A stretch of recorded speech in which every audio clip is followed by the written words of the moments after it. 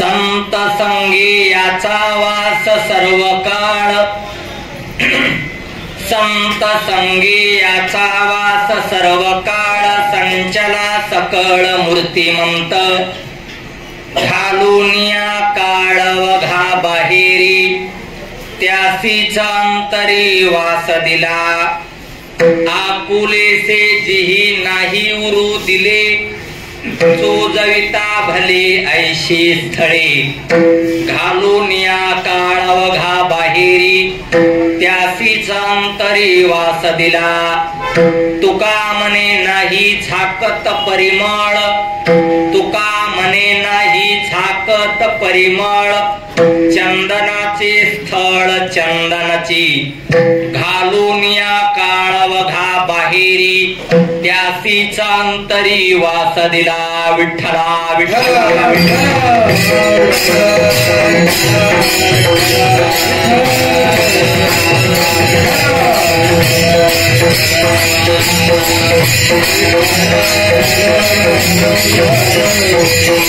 नमो ज्ञानेश्वरा, नमो ज्ञानेश्वरा,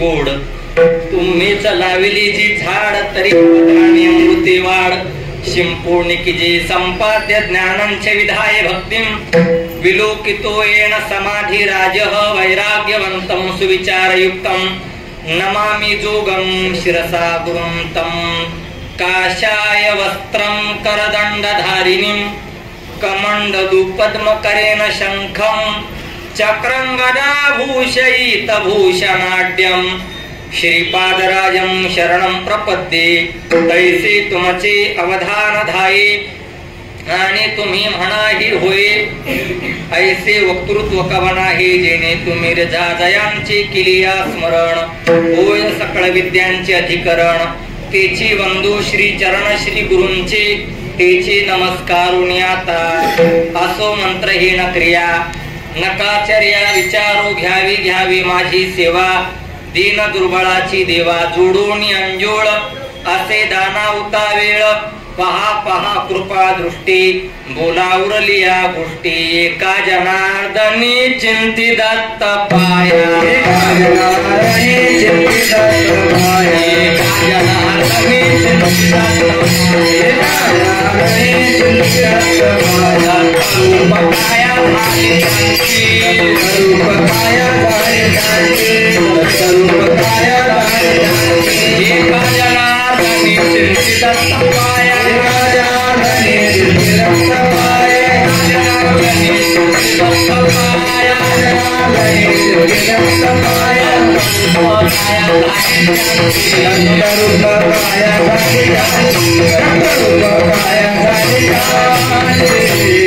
संत संगे याचा वास सर्व काळ संचला सकळ मूर्तिमंत घालून या काळ वघा बाहेरी त्यासीचा अंतरी वास दिला प्रस्तुत प्राप्त प्रसंगी कीर्तनोपी सेवेसाठी म्हणजेच निरूपणासाठी निवडलेला अभंग हा श्रीमंत संत वैराग्य राग रसिक सच्चिदानंद स्वरूप भक्त कल्याण मूर्ती श्रीमंत श्री जगद्गुरु तुकाराम महाराज यांचा 4 चरणाचा एक अत्यंत महत्वाचा अत्यंत विलक्षण गोड असा अभंग सेवेसाठी घेतलेला आहे आणि या अभंगातून जगद्गुरु श्री तुकाराम महाराज संतांचंच जीवन विशेष कसं आहे याची मीमांसा तुकोबारा या अभंगातून करतात विठ्ठल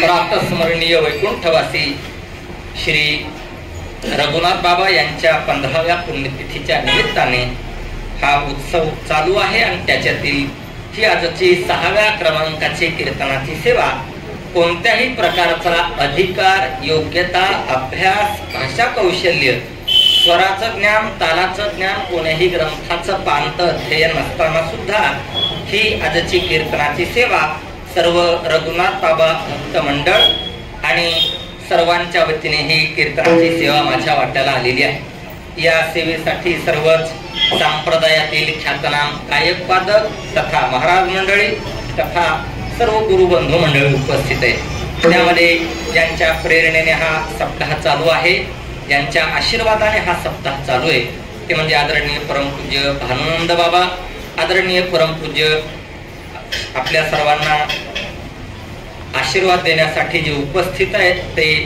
आदरणीय श्री गुरुवर्य ज्ञानानंद सरस्वती बाबा आणि ज्यांच्या पुण्यतिथीच्या निमित्ताने चालू आहे ते रघुनाथ बाबा आणि या सेवेसाठी आदरणीय परमपूज्य वारकरी संप्रदायातील एक अत्यंत गोड कीर्तनकार आमचे सन्मित्र माझ्यावरती नितांत प्रेम असलेले आदरणीय श्री आमचे हरिभाऊ महाराज जरहाड ते सुद्धा उपस्थित आहेत आदरणीय परमपूज्य वारकरी संप्रदायातील एक अत्यंत गोड गायक तथा कीर्तनकार आदरणीय आमचे गाणोबा महाराज आहेत आदरणीय परमपूज्य वारकरी संप्रदायातील एक अत्यंत गोड गायक आदरणीय श्री आमचे अमोलजी महाराज जाधव आहेत आणि सर्वच संप्रदायातील ख्यातनाम गायकवादक तथा महाराज मंडळी उपस्थित आहेत त्यामध्ये आदरणीय परमपूज्य आमचे जगन्नाथ बाबा आहेत आदरणीय परमपूज्य वारकरी संप्रदायातील एक अत्यंत गोड कीर्तनकार आमचे गणेश महाराज आंबोरे जटाळे महाराज आहेत संप्रदायातील एक अत्यंत गोड पखवाज वादक दोन्ही हाताने पखवाज वाजवतात म्हणजे 2 हातानेच वाजवत असतात असे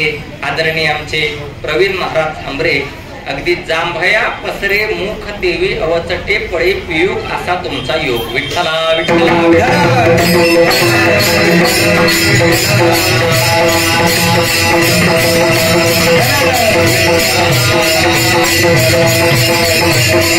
तुम्हाला सुद्धा मनापासून धन्यवाद. तसे गणेश महाराज होतेच म्हणा, पण काय अडचण नाही. आदरणीय परमपूज्य असू द्या, आदरणीय परमपूज्य वारकरी संप्रदायातील एक अत्यंत गोड कीर्तनकार आमचे सन्मित्र श्री कल्याण महाराज आहेत, आदरणीय दादासाहेब शेवाळे, आदरणीय परमपूज्या ज्यांचा दिवसभर चहा, दिवसभर अन्नदानाची सेवा आहे. अगदी तन मन धनाने कष्ट करणारं व्यक्तिमत्व.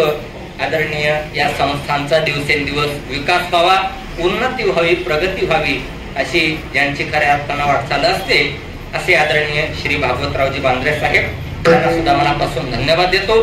सर्व महाराष्ट्रातून आलेली, सर्व जालना परिसरातून विशेषतः आलेली सर्व भक्त मंडळी, सर्वांना मनस्वी वंदन करतो आणि अभंगाच्या दृष्टीला प्रवास चालू करतो. विठ्ठला विठ्ठल.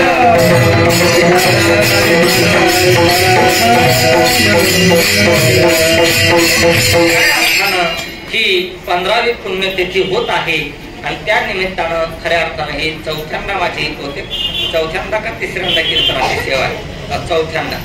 आज मी मंदिरात सकाळी दर्शनाला गेलो की आमचे साईनाथ महाराज भेटले. ते म्हणले, बाबा मी तुम्हाला ओळखतो.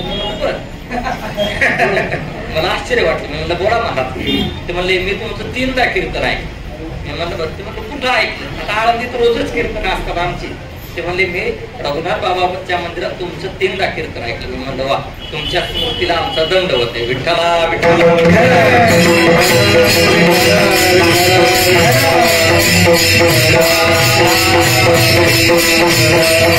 आणि खऱ्या अर्थानं एवढी महान मंडळी आपल्या जीवनात आपल्याला लाभली.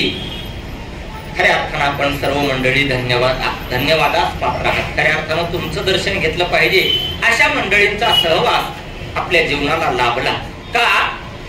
प्रत्येक जीवाला कोण्याही संत महात्म्यांचा सहवास प्राप्त झाल्याशिवाय ते जीवन धन्य होत नाही. किंबहुना संसाराने तप्त असलेलं जीवन हे तृप्ततेच्या दिशेनं जात नाही का? आणि जीवनामध्ये गुरु फार महत्वाचे. गुरु दावी या वाटा. ज्ञानेश्वर महाराज सांगतात, जीवनात गुरु फार महत्वाचे. किती महत्वाचे. आणि योगानं नुसते गुरु महत्वाचे नाहीतर एकी करीची गुरु भोवती बारू शिष्यांचा असे गुरु काय कमी नाहीत. मंत्र तंत्र उपदेशिती असे गुरु काय कमी नाहीत. पण खऱ्या अर्थानं आपल्या सर्वांना जे गुरुवर्य लाभले, खऱ्या अर्थानं ते काही सामान्य नव्हते. अगदी शास्त्रकारांचा एकच श्लोक सांगतो, जगात गुरु भरपूर आहे, जगात गुरु भरपूर आहे, गुरु बहवः संती. अगदी अख्खा सप्ताह विसरला तरी एवढा श्लोक पाठ करा, आणि एवढा श्लोक नाही पाठ झाला तर कमीत कमी अर्थ तरी ध्यानात ठेवा. फार श्लोक गोड. शास्त्रकार सांगतात, गुरु बहवः संती शिष्य वित्तापहारका. जगात गुरु भरपूर आहेत, शिष्याच्या वित्ताचं हरण करणार. गुरु बहवः संती शिष्य वित्तापहारका स गुरु दुर्लभ शिष्य चित्तापहारका. जगात गुरु थोडे ते म्हणजे शिष्याच्या चित्ताचं हरण करणारे, ते म्हणजे आपले भानुनंद बाबा, ते म्हणजे रघुनाथ बाबा, आणि सध्या असलेले ज्ञानानंद बाबा.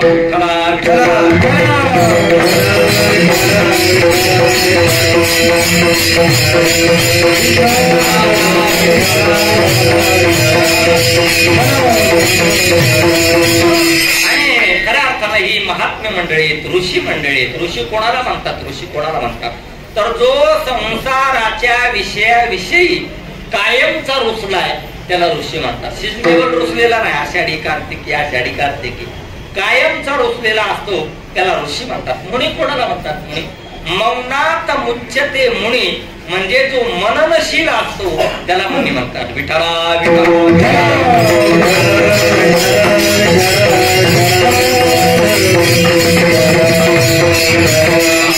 आणि म्हणून अभंगही सेवेसाठी काहीसा तसाच घेतलेला आहे. संतांचं जीवन विशेष कसं आहे हे जगद्गुरु श्री तुकाराम महाराज या अभंगातून सांगतात. संतांचं जीवन विशेष कसं आहे? सामान्य दृष्ट्या जर आपण थोडासा जर विचार करू गेलो तर जीवन संतांचंही आहे आणि जीवन आपलंही आहे. बरं तसा पाहिला तर संतांमध्ये आणि आपल्यामध्ये फारसा फरक नाही. स्थूल दृष्टीने विचार करू गेलो तर तुमचं माझं शरीर हे कशापासून बनलंय?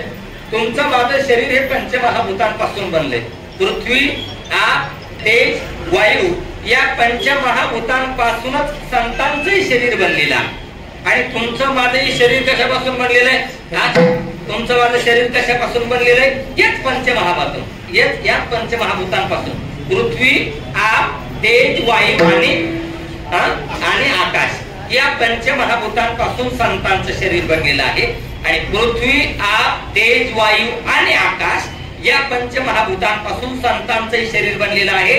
आणि याच पंचमहाभूतांपासून आपलंही शरीर बनलेलं आहे. मग संतांचं जीवन विशेष का आणि तुमचं माझं जीवन सामान्य का, हा प्रश्न निर्माण होतो. आपलं जीवन कशापासून बनलंय? आपलं शरीर कशापासून बनलंय? पृथ्वी, पुढं आप, तेज, वायू या पंचमहाभूतांपासून जीवाचंही शरीर बनलंय. आणि या पंचमहाभूतांपासून संतांचंही शरीर बनलंय. मग संतांचं जीवन विशेष का आणि तुमचं माझं जीवन सामान्य का? आणखी थोडासा वेगळा विचार करायचा ठरला तर संतांनाही आपल्यासारखेच फार बदललाय. संतांनाही आपल्यासारखेच हरिभाऊ महाराज, संतांनाही आपल्यासारखेच हात, पाय, कान, नाक, डोळे आहेत. हात, पाय, कान, नाक, डोळे आहेत. आणि आपल्यालाही संतांसारखेच काय आहेत? हात, पाय, कान, नाक, डोळे आहेत. मग संतांचं जीवन विशेष का आणि तुमचं माझं जीवन सामान्य का? मग आणखी थोडासा वेगळा विचार करायचा ठरला तर संतांच्याही शरीरातील रक्ताचा रंग कसा आहे हो? लाल. आणि तुमच्या माझ्या शरीरातील रक्ताचा रंग कसा आहे? कोण म्हणलं? हिरवा. संतांच्या शरीरातील रक्ताचा रंग कसा आहे? लाल आहे.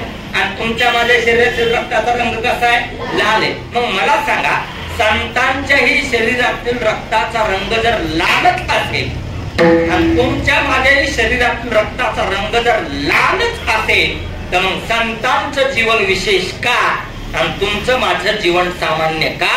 या 3 प्रश्नांची उत्तर द्यायची आणि कीर्तन संपवायचं. विठ्ठला विठ्ठला.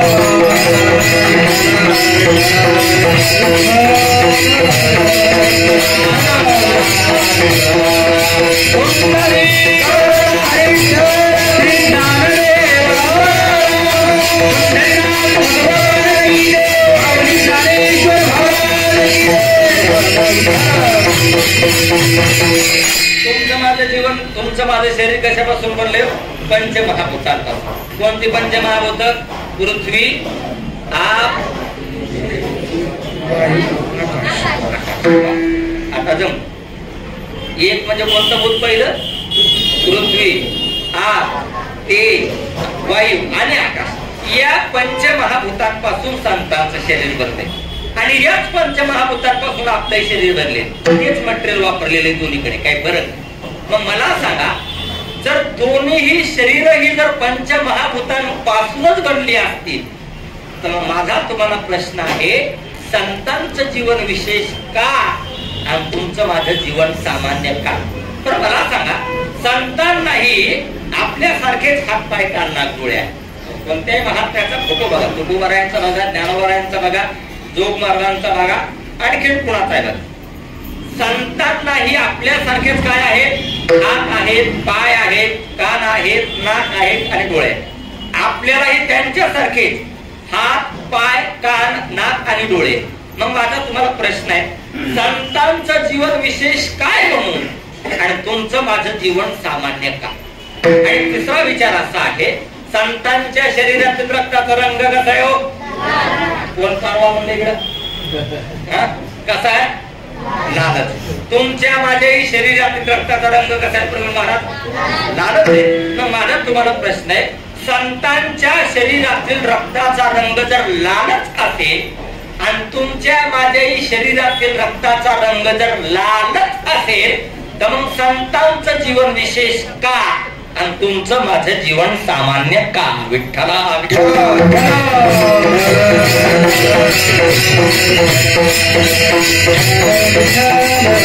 संत नवती जगामा संत नवती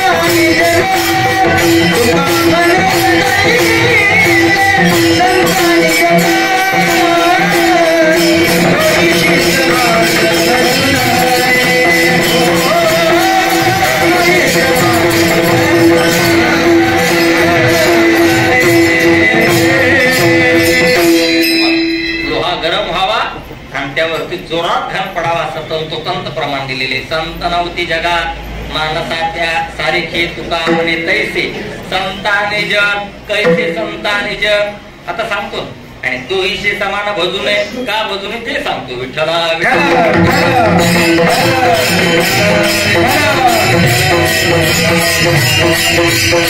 संतांचं शरीर कशापासून बनले हो? दोनदा सांगितलं होतं, तिसऱ्यांदा सांग.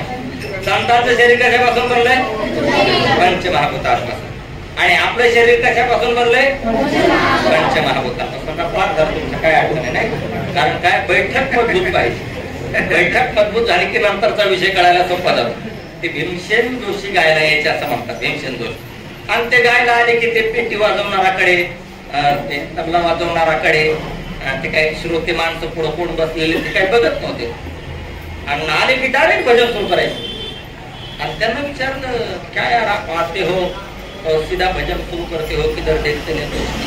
ये बोली उसकी कोई जरूरत नहीं है, मेरी बैठक मजबूत है. विठ्ठला विठ्ठला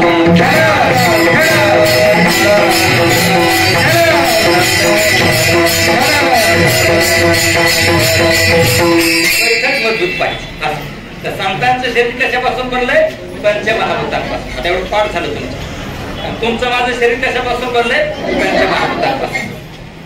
संतांनाही आपल्यासारखेच हात पाय कान नाक आणि डोळे, आणि आपल्यालाही संतांसारखेच हात पाय कान नाक आणि डोळे.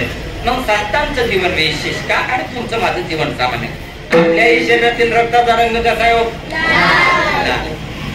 आणि संतांच्याही शरीरातील रक्ताचा रंग कसा आहे? त्यांचं जीवन विशेष का आणि आपलं जीवन सामान्य का? ढोबळ मानानं 3 उत्तर देतो. विठ्ठला विठ्ठला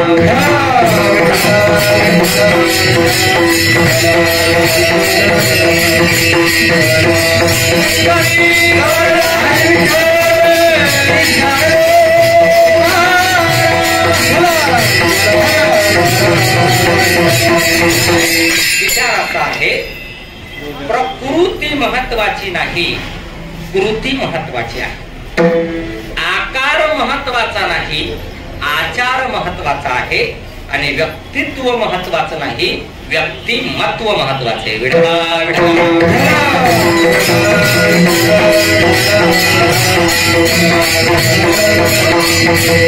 प्रकृती महत्वाची नाही, कृती महत्वाची आहे. का तर आपण कुठे जन्म घ्यावा याचं अजून तरी स्वातंत्र्य परमात्म्याने आपल्याला दिलेलं नाही.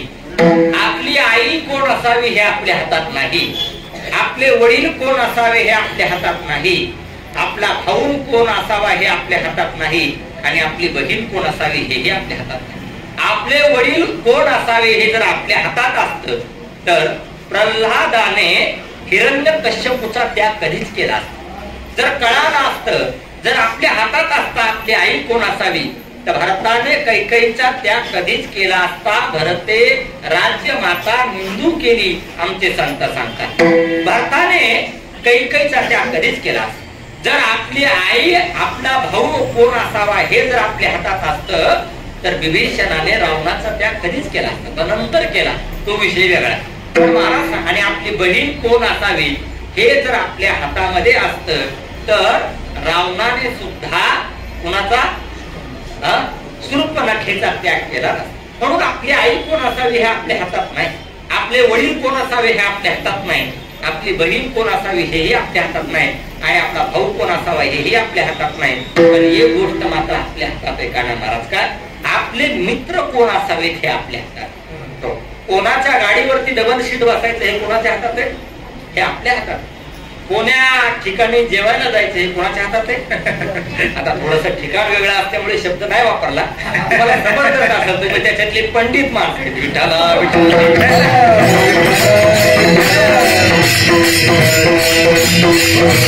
हे आपल्या हातात नाही का. ते जर आपल्या हातात असतं, ते जर आपल्या हातात असतं तर बदल करता आला असता. बदल करता येत नाही, प्रकृती आहे. म्हणून प्रकृती महत्वाची नाही, कृती महत्वाची आहे. आणि संतांचं जीवन विशेष का आहे तर त्यांची कृती विशेष आहे, म्हणून त्यांचं जीवन. तैसे संत जगी, तैसे संत जगी, तैसे संत जगी, तैसे संत जगी, तैसे संत जगी, तैसे संत जगी, तैसे संत जगी, तैसे करुणी दाविती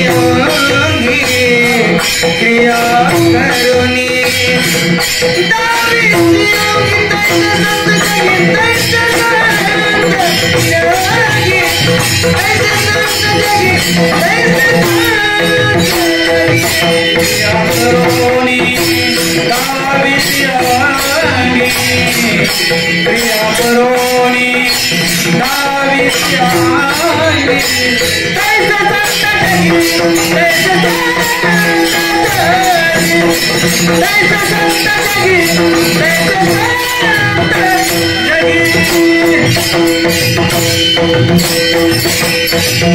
तैसे संत जगी. मग प्रश्न निर्माण होतो, कैसे संत जगी.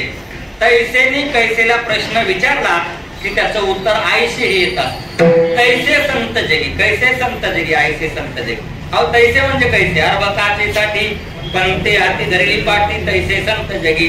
तैसे म्हणजे कैसे, बाळकाचे चाली माता जाणून पाऊल घाली, तैसे संत जगी.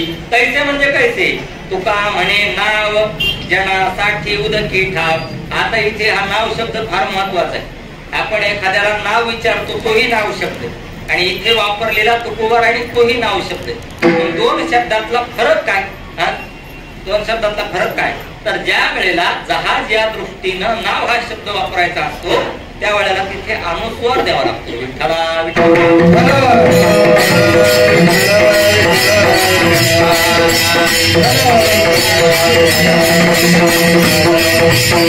बऱ्याच वेळेला ज्ञानेश्वरीमध्ये अनुस्वार आलेले असतात, गाथ्यात अनुस्वार आलेला असतात, पण त्याचा उच्चार करायचा नसतो का, अर्थात बदल असतो. म्हणून तुका म्हणे नाव जनासाठी उदकी ठाव, तैसे संत जगी विठ्ठला.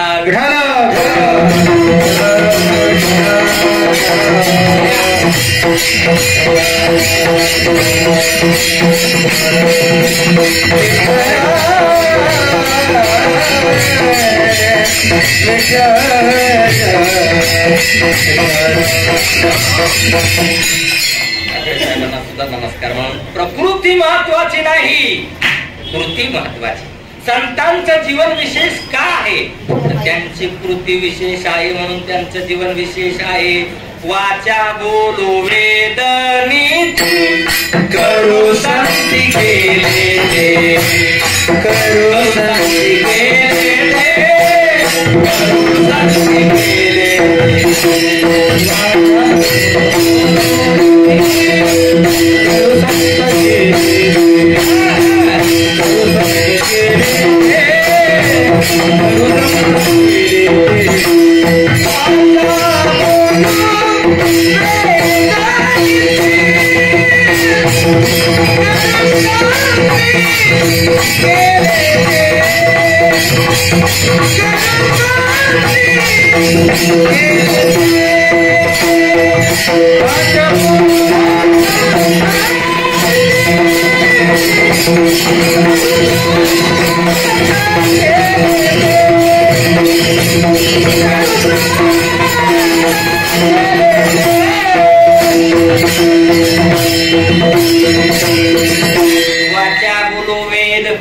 वाचा बोलू नीती करू संगती केले ते वाचा बोलू वेद नीती करू संगती केले ते का पुढे गेले त्यांचा शोधित मार्ग चला जाऊ माग घेता मी मार्ग दावून गेले आधी दयानिधी संत ते मोठी माणसं बोलत नसतात ती वागत असतात आणि त्याप्रमाणे जग वाटचाल करत असतो म्हणून प्रकृती महत्वाची नाही कृती महत्वाची आहे आकार महत्वाचा नाही आचार महत्वाचा आहे आकार महत्वाचा नाही आकार माणसाचा असेल आकार माणसाचा असेल आणि वागणं जर पशु सारखा असेल तर आकार महत्वाचा नाही आचार महत्वाचा आहे पूछ नाही पायचारी मनुष्य परी कुत्री ते मला सांगतात फक्त 4 पाय नाही काय नाही 4 पाय नाही आणि तुकोबाराय सांगतात फक्त शेपूट नाही नाही तर कुत्र्याच्या आणि ह्यांच्या वागण्यात काहीच फरक नाही